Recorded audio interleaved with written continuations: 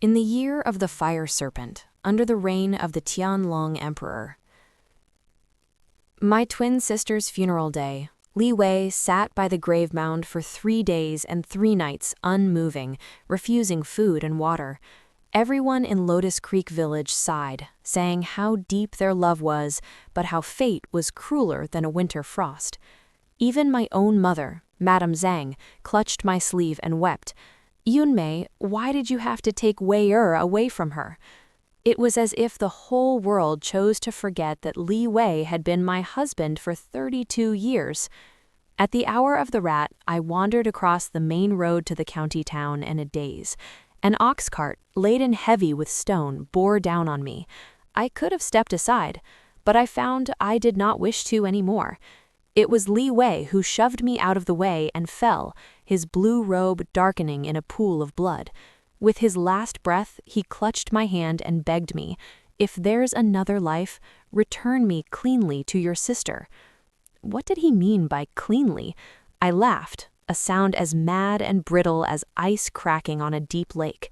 When I opened my eyes again, I was back in the winter of the Jia Emperor's reign, the moment the tapestry of my life began to unravel. "Yunmei, are you truly resolved to not be with Li Wei?" Madame Zhang fretted, her needlework forgotten in her lap. "Besides your sister, he's one of only 2 scholars from the entire Qinghai County to pass the provincial examinations. He's a rising dragon, a fine match." Su Ling, my sister, tugged at our mother's sleeve and acted coy. "Mother, I am to go to the capital academy. Of course I can find a nobleman or a high official's son there. Why should we cling to Li Wei, a village scholar?" Seeing our mother's resistance soften like spring snow, Su Ling pressed her advantage. "It is not that he is unworthy. Why not match Li Wei with my sister? She is still unwed. It would keep the good fortune within our family." "No, no," Madame Zhang waved her hands, her face firm. "You may take your sister's place at the academy, but Li Wei is for you. The village gossips would laugh at us until our ancestors blushed in their graves." "Mother!" Su Ling flung herself toward the hard wall of the Kang, feigning a dramatic fit. "If you do not agree, I shall dash my brains out right here and die." Madame Zhang clung to the theatrical Su Ling from behind and cried, "My precious jade, do not do this to your mother. I agree, is that not enough?" I stood in the cold courtyard watching their little performance through a crack in the paper window. So that was how it was. So that was it. In my previous life, I did admire Li Wei, but I never crossed the line, neither spoke nor did anything improper. When I later learned my sister and Li Wei had exchanged poetry, my heart ached, but I showed nothing. In daily life, I avoided Li Wei completely, never speaking to him first. Then one day, Li Wei came to our compound to find Su Ling, and somehow the whole village discovered Li Wei and me alone in the west room. It turned out my sweet sister and my dear mother had stewed the whole plot. In my previous life, I felt shame for years because of that, so I willingly gave my precious academy recommendation to my sister. She became the scholar Su Ling, while I, under her name Yunmei, married Li Wei. So she and my mother had been coveting my scholarly chance all along.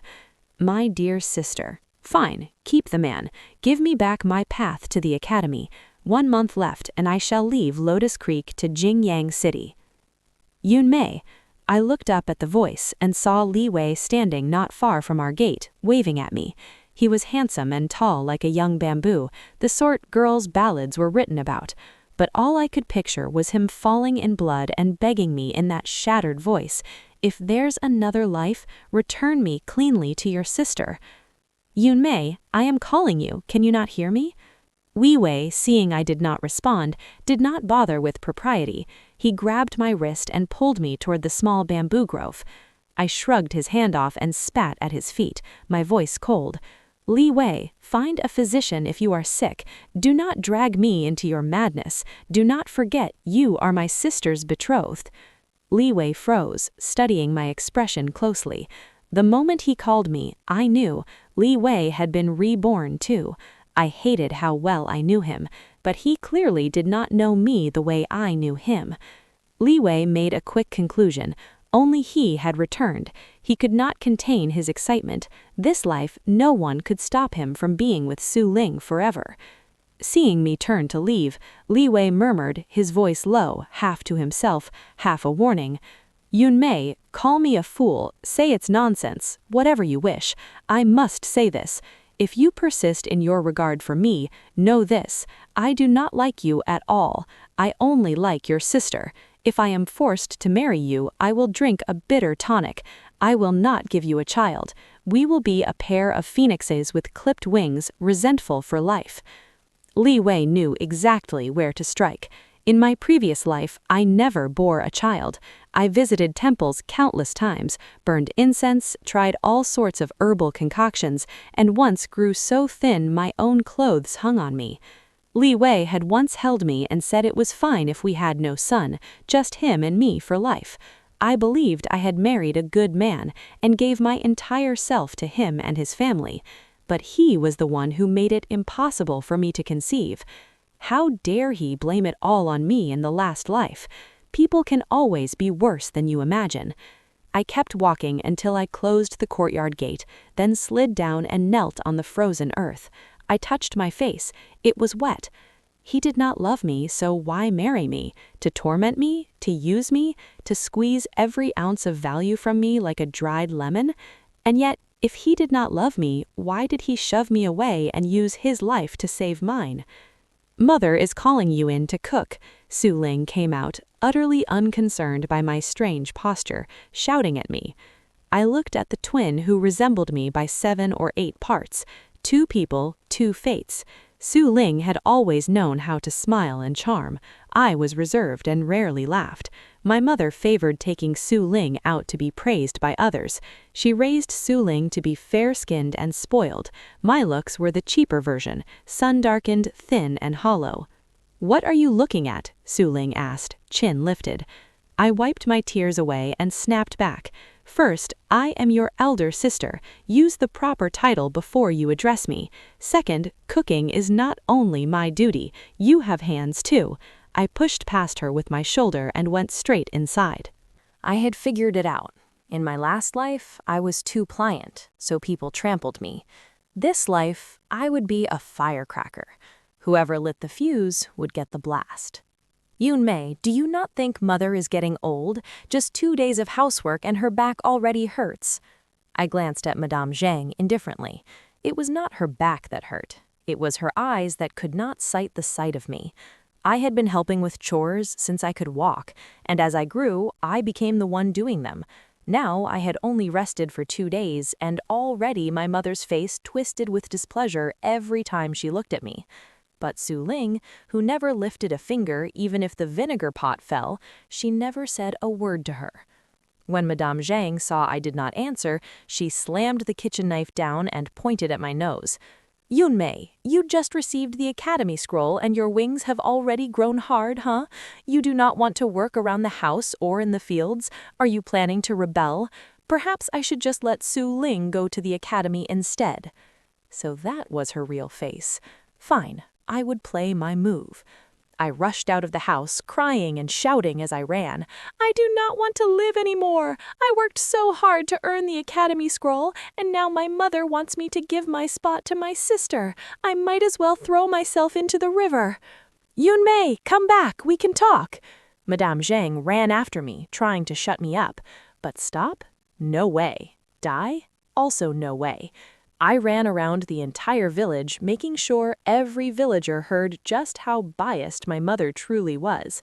In my last life, I suffered because I kept everything bottled up. Not this time. In verbal warfare, I was a natural.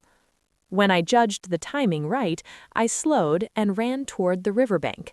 Soon, Auntie Wong, a kind-hearted woman from the village, caught me in her arms, and I buried my face in her coarse jacket and cried loudly, repeating over and over how unfair my mother was.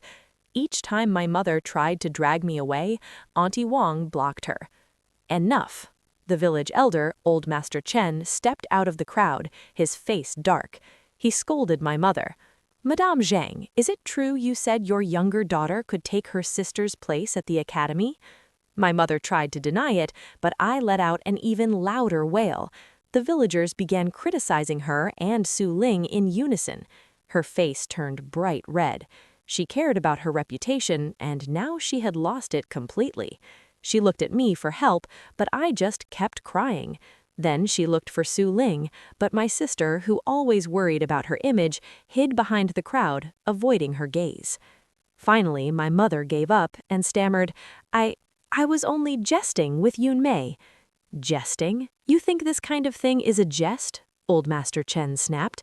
Let me be clear, if this substitution is mentioned again, I will report it to the county magistrate as fraud. Yes, I understand, my mother said quickly. My eyes met my sister's across the crowd, her expression twisted with resentment. I knew this was not over. Ever since we were little, anything that was mine and caught her eye, she took. No asking, just took. That night, my mother did something rare. She boiled 3 eggs, one for her sister, and one for me. In the past, she always boiled only 2, saying 1 for each of her girls. I used to give mine to her out of pity.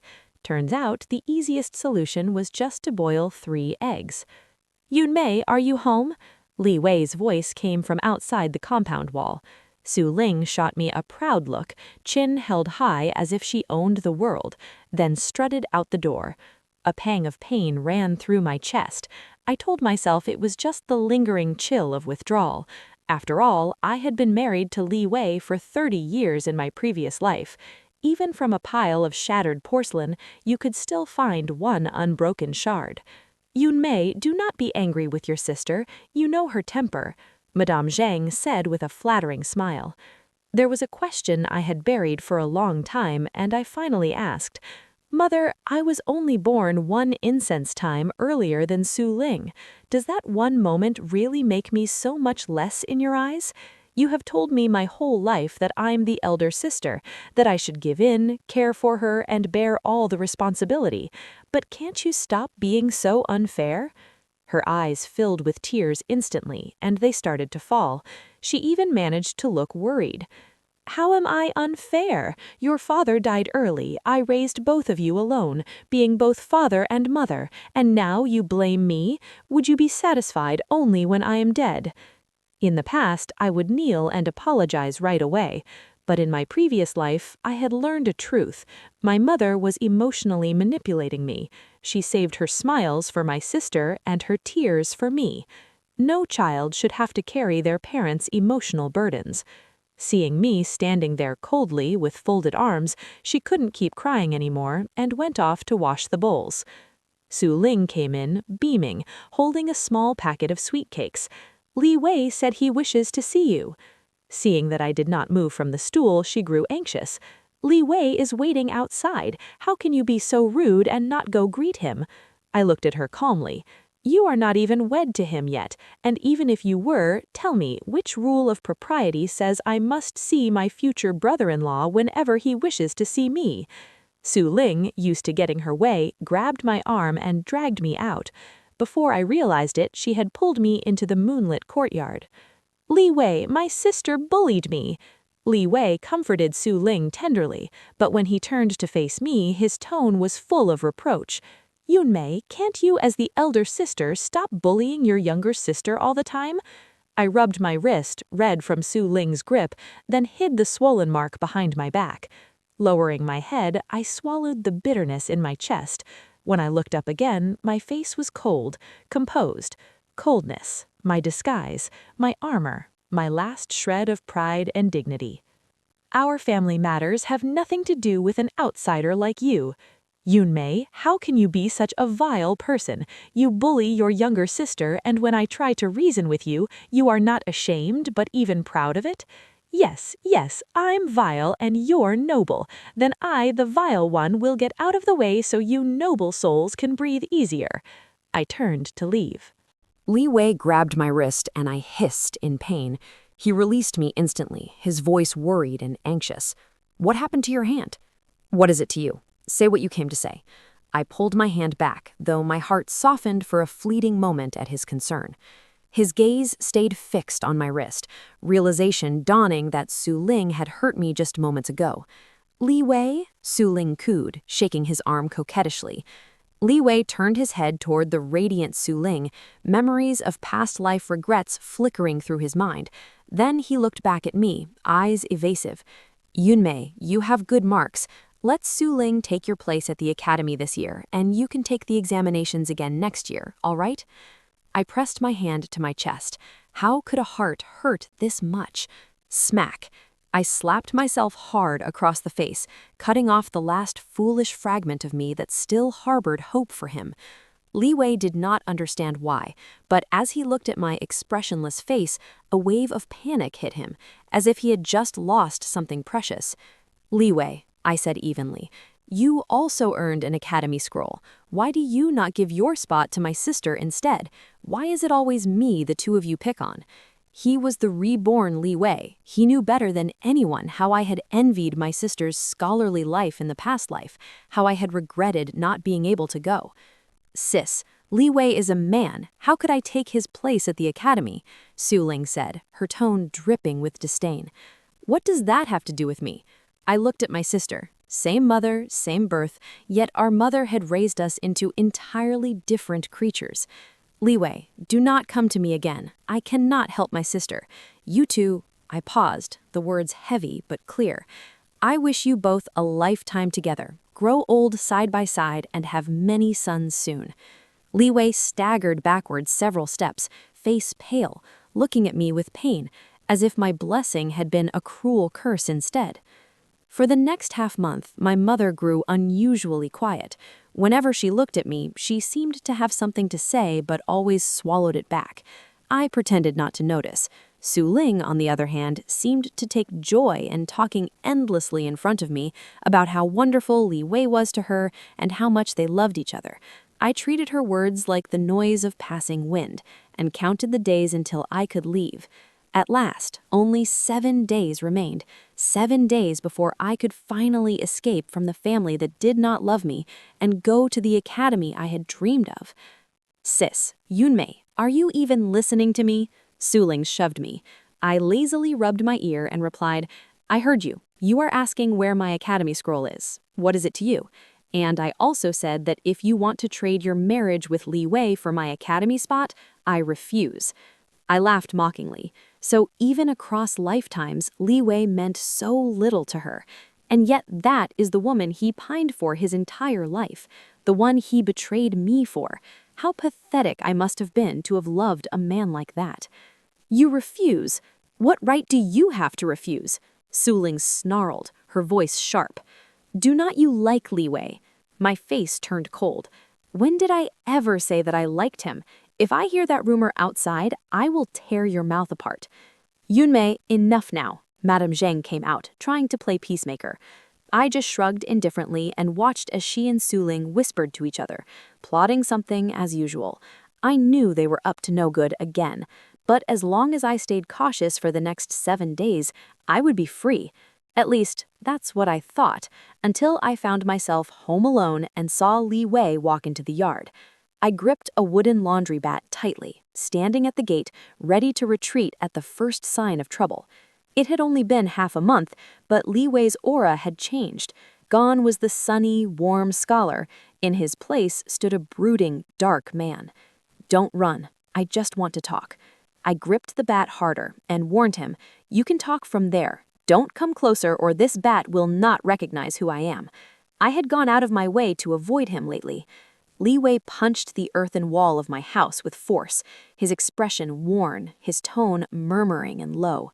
Su Ling said you enjoy bullying her. She said she actually does really well in her studies, but deliberately scored lower so she wouldn't upset you. She said you like me, that you're trying to steal him from her. I thought you were manipulative, that you broke us apart on purpose. But then, why? He trailed off, glancing up at me to gauge my expression. Half of my face was hidden behind the door, my eyes shadowed. I understood what he was thinking. He had finally realized that I had been avoiding him on purpose, that today he had once again been tricked by Su Ling into coming here. At this point, even he wasn't foolish enough to see that I had not been to blame for what happened in our past life. He had felt wronged for being forced to marry me, but had he ever felt that I was also forced to marry him? Leeway, you are the only one who was ever truly good to me. I swung the bat straight at his head. Get out. If you come closer, I will scream assault. One accusation like that and your scholarly future will be over. Don't scream. I will go. Leeway ducked and ran, clutching his head, choosing his future over his pride. Su Ling suddenly burst from the shadows, shouting, "How could you drive Li Wei away from me?" I looked at her coldly, and at my mother, who stood silently behind her. I could not stay in this house any longer. With Su Ling's twisted mind, who knows what kind of scheme she might come up with? I had to leave immediately. My plan was to go to King Ha Town to find my second uncle, the one person who truly cared for me, 1,000 times more than my mother ever did. He was my father's younger brother, and the two of them had always been deeply close. My uncle often said my father had worked himself to death in the fields just to put him through school. So after my father passed, My uncle sent my mother money and grain tickets every month. My mother always claimed she was the one who raised me, but we both knew the truth. It was my uncle who really did. My mother had always lived off others. When my father was alive, she relied on him. After he died, she relied on my uncle. And with me doing all the housework, she spent her days sighing and complaining like a tragic woman from an old opera. In my past life, when my uncle learned that I had given my academy spot to Su Ling and stayed behind to marry in the village, he tried to talk sense into me many times. But blinded by my feelings for Li Wei, I said cruel words to him. Disappointed, he eventually gave up on me and walked away. This time, after being reborn, I had already hidden my academy scroll and other important documents at my uncle's house. To avoid any further complications, I needed to leave this place as soon as possible. But when I tried to push the door to my room open, it did not move. It had been locked from the outside with a heavy iron padlock. Then I heard Su Ling's voice from outside. "Yun Mei, hand over your academy scroll. If you do not even think about stepping out of that door." "How can I give it to you if you will not open the door?" "Pass it through the crack." Realizing she wasn't falling for it, I answered truthfully, "Su Ling, the academy scroll is not here." Su Ling laughed, a wild, triumphant laugh. "So there is no scroll, huh? Then good. If I cannot go to the academy, Yun Mei, neither will you." I had been trapped in this pitch-dark room for 4 days. The registration date for the academy was drawing closer and closer. I paced back and forth like a caged beast, my nerves stretched thin. "Mother, mother!" I banged on the door, begging. "Mother, please, let me out. Let me go to the academy. I won't ask you for tuition. I won't spend a coin of the family's money. I'll even earn money and send it back to you." My mother was startled by my desperation. She hesitated. But Su Ling, sensing a glimmer of hope, I coaxed her gently. "Mother, Su Ling is my sister. We don't have grudges that last overnight. If I do well in life, I'll help her too. Mother, I've never begged you for anything before. Just this once. Please help me, okay?" There was silence outside. Just when despair was about to take me completely, I finally heard the sound of a key turning in the padlock. And then Su Ling's cold, sharp voice rang out. "Mother, if you let Yun Mei go to the academy, I will hang myself right here on this beam. You choose, me or her." The sound of the key stopped immediately. Hope and despair separated by only a few seconds. Drip, drip. I counted the sound of water from the eaves in hopeless silence before I heard my mother's voice again. "Yun Mei, just listen to your sister." "Of course," I murmured. "Mother, why can you not stand by me just once?" "Ha, Yun Mei, what makes you think you can compare with me?" Su Ling sneered. That was the confidence of a child who had always been favored. I snapped back. "Su Ling, you think you can lock me up forever? I will go to the academy one day. This house cannot keep me prisoner forever. Even if I could not go this year, I would next year or the year after that. Someday I would." "You will never go to the academy," she said. I froze. What do you mean? The literal meaning, she said slowly, stretching out every word with cruel delight. Mother and I found you a husband, Jew Doggo from the next village. You know him, right? The lazy drunk who beats women. His last wife ran away after he nearly broke her leg. Tisk tisk, Yun Mei. You refused to marry Li Wei, but now that you're marrying Jew Doggo, are you happy? Mother, is this true? I had given up on Su Ling and Li Wei, but there was still a tiny shred of hope left for my mother. Yun Mei, maybe Doggo isn't that bad as they say. Ha, ha, ha. I laughed until my stomach hurt. The cruelest joke I'd ever heard, and it came from my own mother. If Jew Doggo isn't that bad, why don't you marry him? Why doesn't Su Ling? I'm telling you both, I won't marry anyone. I'd rather die than marry him. You, my mother stammered in anger, unable to speak, and Su Ling pulled her away. That night, I heard Li Wei's voice outside the door. Yun Mei, I heard about what happened. Why don't you marry me instead? But you'll still need to give your academy spot to Su Ling. I've thought it through. You're smart, you can take the examinations again next year. I lifted my head from my knees, exhaustion in my voice.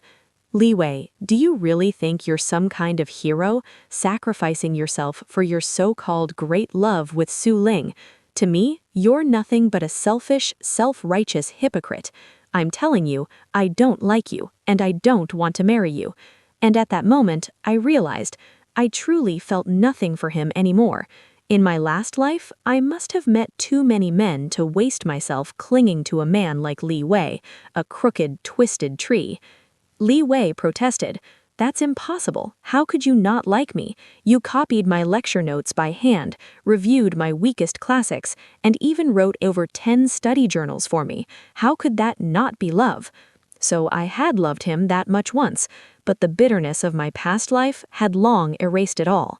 Li Wei, if you ever felt even a flicker of gratitude for what I once did for you, then let me go. No, if you leave, you'll never come back. Wait for me. I'll break the betrothal with Su Ling tomorrow and marry you.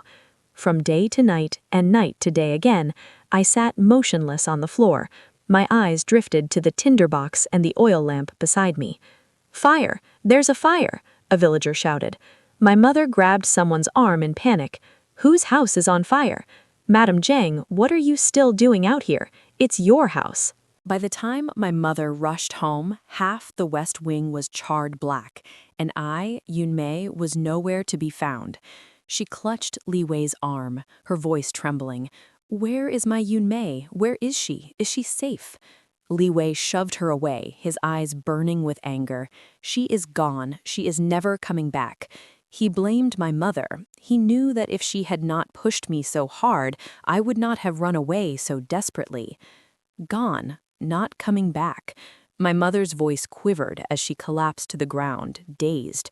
She did not care about the burned-down wing or the fact that Su Ling had not returned.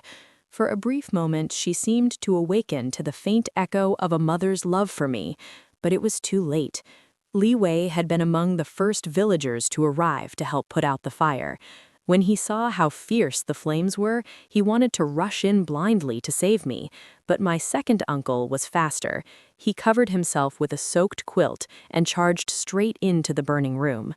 When I came to and saw my uncle, I threw myself into his arms and burst into tears, this time from the depths of my heart. I had not meant for things to go that far. I only wanted to burn down the wooden door bar to escape, but I had underestimated how fast the fire would spread. The blaze swallowed the room in moments, and the thick smoke quickly made me dizzy and faint. Luckily, my uncle had guessed I might be at home, calculating the time I should have been leaving for the academy. He came to check on me and, by pure chance, saved my life. Thankfully, the villagers arrived in time to put out the fire before it destroyed everything. Just as my uncle was about to take me away, Li Wei ran after us, despair in his eyes. Yun Mei, please, can we talk? I agreed. My uncle stood nearby, glaring at Li Wei like a farmer guarding his prized cabbage from a hungry goat. Go ahead, I said. I looked at the man before me. There was no love left, no hate either. My gaze was calm, distant, like looking at a stranger. Yunmei, do not look at me like that. Li Wei reached out to cover my eyes, his voice thick with emotion. If you've got nothing to say, I am leaving. Do not go, Yunmei. When I saw you in the fire, I realized I love you. Can you? No, I cannot. Out of respect for the fact that he had come to help with the fire, I added, what I felt before was real, but what I don't feel now, that is real too. As for everything from our previous life, let it stay in that dream. That was enough. When my uncle and I left, Li Wei's broken cries echoed behind us, my name repeated again and again, drowned by grief, but neither my uncle nor I looked back. You are still laughing? Do you realize you almost died? My uncle tapped me on the forehead with his finger, his voice full of anger and worry. I'm sorry, uncle. I obediently admitted my fault. In my past life, I had been trapped in that village by Li Wei and my mother, all in the name of love. I farmed their land, took care of the elders, lived as their workhorse and servant. But in this life, I finally escaped that prison. I spread my arms wide, feeling the taste of freedom in the open air. From now on, the sky and sea were boundless. No one could trap me ever again. You are really something, my uncle muttered, his anger softening as he saw my soot-blackened face and hair burned unevenly short. His heart ached too much to scold me further. He couldn't help but blame my mother. How could anyone drive such a good child to this point? I grinned. That's why Aunt says my temper is just like yours. Oh, so you're looking for a beating? My uncle raised his hand, but he was smiling too. When we arrived at my uncle's house in Qinghai town, I froze at the doorway. The bright, spotless main room looked too warm, too clean, a place I didn't dare to step into. What's wrong? Waiting for an invitation? My Aunt Liu had already prepared dinner and smiled kindly at me. When I still hesitated, she came over and gently pulled me inside. That day at my uncle's house was the only truly happy day I had experienced since being reborn. That night, I woke to the sound of my aunt and uncle talking softly in the next room. My aunt's voice trembled, heavy with tears. You've been helping your brother's family for years, and I never said a word. But look at Yunmei today. She's skin and bones. How could your sister-in-law raise her like that? Enough, my uncle said quietly. Do not let the child hear you. No, I will not stop. Yunmei is going to the academy. You have to move part of the money and grain tickets you send to your brother's family over to her. Otherwise, I will not let it go. I know, he replied with a sigh. You tell me, how did I end up marrying such a good woman? I clamped my hands over my mouth, stifling my sobs. Because of my family, my uncle's life had not been easy all these years. Even my cousins had chosen to live at their school to save money. They were such good people. How could I bring them any more trouble? You may come eat, my aunt called outside the door, but there was no answer. She pushed it open. The room was empty. On the table lay a letter and an IOU written in my hand. In the Jia King era, tuition was free, but living still cost money, so I had quietly taken 20 taels of silver from the envelope my uncle gave me the night before and left before dawn. At the Capital Academy, life was poor but fulfilling. I lived on steamed buns, one meal after another. I had imagined that in the city I could take a part-time job as a scribe to support myself, but reality proved far harsher than I had thought. My major was interpretation and translation, something I had never studied before. Rebirth didn't give me any advantage here. My classmates were all diligent and relentless, waking earlier, sleeping later, and studying harder than anyone else. In such an environment, working for money was impossible. Even in my dreams, I was reciting vocabulary from the Western barbarians' tongues. After 3 months at the academy, despite living frugally, my 20 taels were gone. From 3 buns a day, I went to 1, then none, only water. Eventually, my body gave in and I fainted in the lecture hall. When I came to, my classmates surrounded me. Some offered to share their notes. Others said their families could help me find tutoring work. Not one person looked down on me for being poor. For the first time in my life, I understood what true friendship and camaraderie were. They argued passionately over pronunciation, competed fiercely over marks, and pushed one another toward progress, not out of jealousy, but out of shared ambition. The professor who taught our core subject, Master Shen, dismissed the noisy students, handed me an envelope, and said sternly, "Consider this a loan. Pay me back when you can. If you refuse, you are not allowed in my class. My students follow my rules." I accepted everyone's kindness, recording every gesture carefully in my notebook, a promise to myself to repay them one day in any way I could, even if it was something as small as fetching water or bringing dinner. So I studied harder, more seriously, more tirelessly to live up to their kindness and to live up to myself. 3 months later, my uncle arrived at the academy, covered in dust, looking ready to scold me on the spot. It turned out he had been sending money and grain tickets all along, but since the address had been It turned out he had been sending money and grain tickets all along, but since the address had been wrong, the letters kept being returned. He finally took leave from his work at the prefectural office just to find me. After I promised I would eat properly, accept his money, and begged with enough tears and pleading smiles, he finally forgave me. From his visit, I learned that after I left, he had cut the money he sent to my mother in half. Su Ling and my mother had shown up at his door several times, making a scene until my aunt threatened, "Cause trouble again and you will get nothing." Only then did they give up and leave humiliated.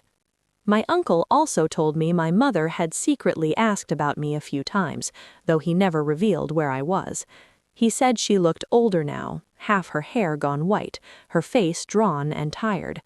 Seeing my expression harden, he did not try to persuade me to forgive her. He knew too well what I had gone through to escape that house. The day he left Jingyang City, I watched his figure fade into the dusty road, and tears filled my eyes. For the first time, my blurred memories of my father found a shape in the silhouette of my uncle walking away. The 4 years at the academy passed quickly in an atmosphere of relentless competition, classmates pushing one another forward, striving to be better. All the shadows of my past seemed to fade away. I regained vitality, flesh, and spirit, becoming a completely different person from who I once was. I was confident, bright, and full of life. During that time, I only kept in touch with my uncle and aunt. As for my mother and the others back in Lotus Creek, I never contacted them again. Li Wei, however, came looking for me many times. I never saw him. Later, he got clever, asking students from other departments to deliver letters, food, or even money and grain tickets to me, but I returned everything. My classmates, noticing how troubled I was by Li Wei's persistence, helped me block anyone from other departments who tried to approach.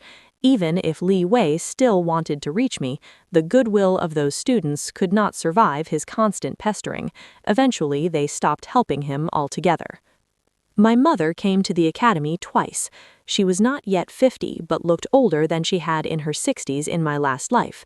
Of course, in the last life, I was there to care for her, doing everything while she only had to move her mouth. But in this life, her tireless, obedient horsework had run away, and Su Ling, useless as ever, would not lift a finger. Naturally, my mother had to do it all herself. Add to Su Ling's constant drama, and it was no surprise she aged fast. Both times she came, I dismissed her quickly. The second time, I told her, "Do not come looking for me again. When you reach the age where you can no longer work the fields, I will send you a monthly allowance at the local magistrate's standard for elderly widow. From then on, our bond as mother and daughter will be over. Maybe you won't believe me, but I have taken care of you my entire life and received nothing but blame in return. I have repaid every debt between us." She left the academy gates trembling, and from that day on, we never contacted each other again. After graduation, because of my excellent academic record and my professor's recommendations, I passed the palace examinations and was assigned a junior translator in the Bureau of Translators under the Ministry of Reits. Work grew busier and busier. Every month, I sent a portion of my stipend to my uncle and aunt. When they tried to refuse, I simply sent it back again until they had no choice but to accept it. I never entertained any matchmakers. Of course, there was no shortage of admirable-minded officials or scholars who showed interest, but I turned them all down. Not out of fear, simply because I couldn't feel anything. Men, love, marriage, none of it stirred me anymore. My heart felt like a tranquil, deep lake after a long storm.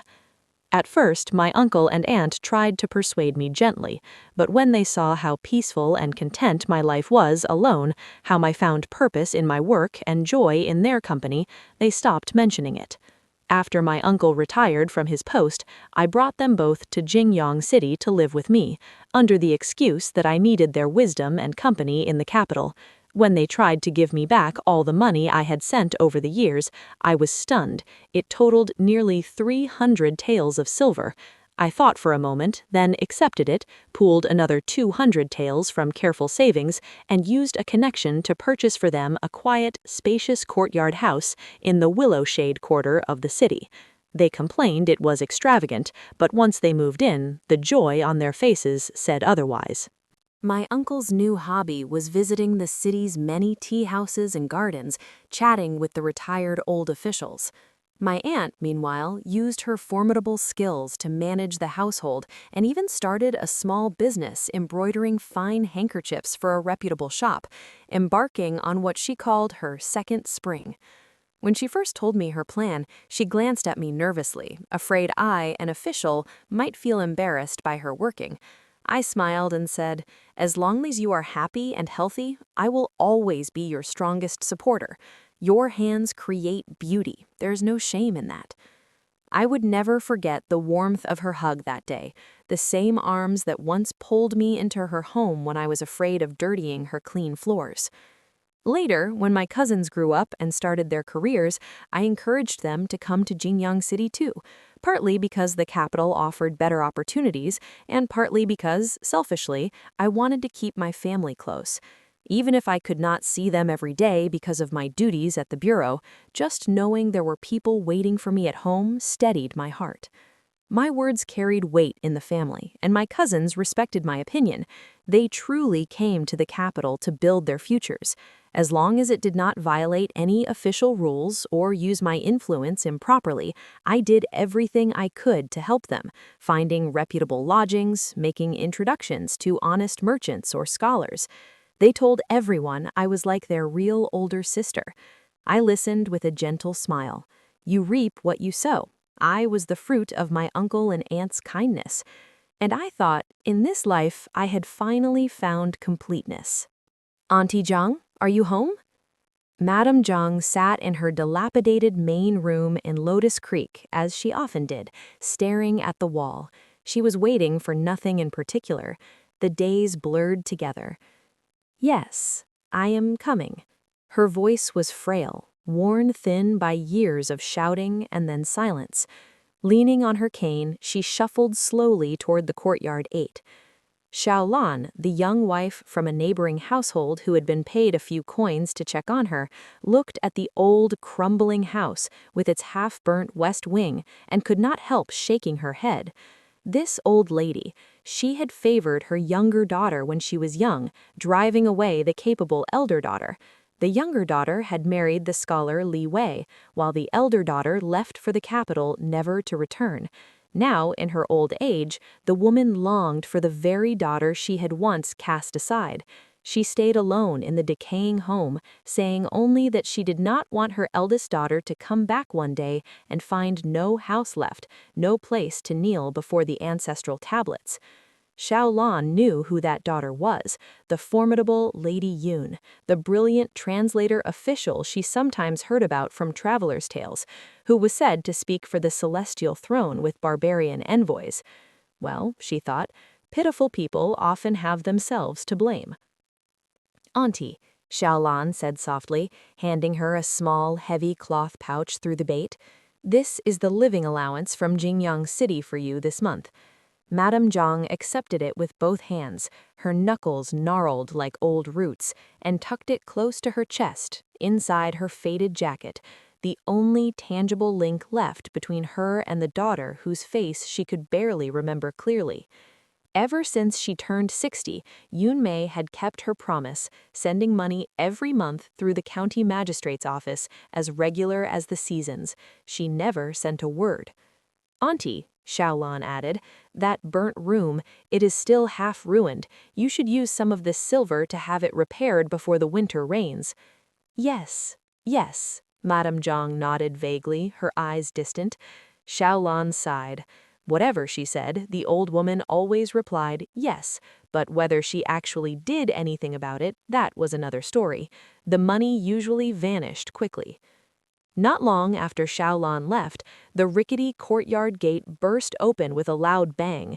Su Ling stormed in, her once fine robes now patched and stained, her face hardened by resentment and a coarse life. "You old hag, she sent money again, didn't she? Hand it over." She glared at her mother, who sat back down by the cold hearth. "You're just sitting there, dreaming of your precious Yunmei? Keep dreaming, she is not coming back. She is a high official in fancy robes, and you are nothing but dirt to her." After a few more rounds of vicious shouting, Su Ling finally wrestled the pouch from her mother's weak grip and strutted out, a triumphant, bitter smirk on her face. Madame Zhang sat motionless, her lips moving soundlessly, murmuring over and over the only truth she had left. "Sins. It is all my sins." Outside, Su Ling spent all the silver at the village wine shop with her latest lover, a brash carter, before swaggering back to the Li family compound. "Where have you been?" Li Wei asked from his threadbare chair, his voice listless, devoid of its former melody. "None of your damn business," Su Ling snapped, her eyes full of disdain as she looked at the withered man before her. The handsome scholar was gone, replaced by a gaunt, sallow figure whose eyes held only emptiness. Li Wei noticed the fresh, garish hairpin in her hair, a style no respectable woman wore. A familiar, impotent rage burst through him. He lunged at her, his voice a raw scrape. "You shameful woman, I want a divorce. I will write the petition now." But the once athletic Li Wei was now little more than skin and bones, his spirit and body broken by years of bitterness and poor food. He was no match for Su Ling's heavy, robust frame. She easily pinned him to the dusty floor and beat him with her hard fists, just as she had done many times before. "Divorce? You useless worm. You think anyone would have you now? Your precious Yunmei wouldn't spit on you if you were on fire." When she had had enough, she spat on the ground near his face. "Peh!" She straightened her robes and walked out with her usual arrogant stride, slamming the door behind her. Li Wei lay there for a long time, unmoving, staring blankly at the cobwebs on the ceiling. How had his life come to this? Because he could not have Yunmei, he had resigned himself to marrying Su Ling, and she had turned his home into a battlefield, his family name into a joke. His parents had died one after the other, some said from anger and grief. He had given up on himself, stopped tutoring, stopped trying to maintain any face. He spent his days locked in this decaying house or in endless, brutal fights with Su Ling. But somehow the Su Ling who had died young of a fever in his previous life now thrived in this one, growing stronger, louder, and more vicious as he withered away into nothing. Without Yunmei, he realized, he was nothing, a hollow shell. And Yunmei, without him, had only flourished, rising like the morning sun he could no longer bear to see. "Yunmei," he whispered weakly to the empty dark room. "Come back. I do not want that wretched woman anymore. I never did. I only ever wanted you." He reached a trembling, ink-stained hand toward a sliver of sunlight cutting through a crack in the roof, trying to grasp the golden dust motes dancing within it. But the light said nothing. It only shone, silent and indifferent, on the ruined man and the dust of his wasted life. The seasons turned in Jingyang City. I, Yoon Mei, rose steadily within the Bureau of Translators. My work was my sanctuary, a world of precise characters, nuanced meanings, and bridges built across divides of language and culture. It demanded all my focus and rewarded me with a profound sense of purpose. The ghosts of Lotus Creek grew fainter with each passing year, their voices drowned out by the rustle of official documents and the lively debates of my colleagues. My cousins thrived. One opened a successful bookshop near the academy, another became a respected physician. Our family compound in the Willow Shade Quarter was full of laughter, the smell of my aunt's cooking and the sound of my uncle's stories.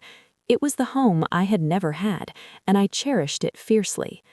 I heard snippets of news from Lotus Creek, carried by the rare traveler, or in terse official updates. I learned that Li Wei had finally drunk himself into an early grave, dying alone in that hateful house. There was no one to mourn him but his widow, and she was not the mourning kind. Su Ling, I heard, had sold what was left of the Li family land and ran off with a merchant from the south. She was never seen again in our county. As for my mother, Madame Zhang, she became a fixture of the village, a cautionary tale muttered about by mothers to their disobedient daughters. She lived alone in the half-ruined house, sustained only by the monthly allowance that arrived with cold regularity from the capital. It was said she would sit by the road on clear days, watching the path to the county town, her eyes milky and unseeing. She died quietly one winter, found by a neighbor after the smoke from her hearth had ceased for 3 days. The magistrate's office sent word to me as next of kin. I received the notice in my study. I felt a strange hollow ache, not sharp like grief, but a dull, final emptiness, as if a last frayed thread connecting me to that past had finally snapped. I did not go back. I arranged through the county office and with a sum of money for her to be buried properly beside my father and for the ancestral tablets to be maintained. It was duty, clean and final, not love. Decades flowed like the great river south of the capital. My hair, once dark and thick, became streaked with silver, then fully white, like the crest of a mountain I had climbed. I never married. I never had children of my blood. Yet my life was far from barren.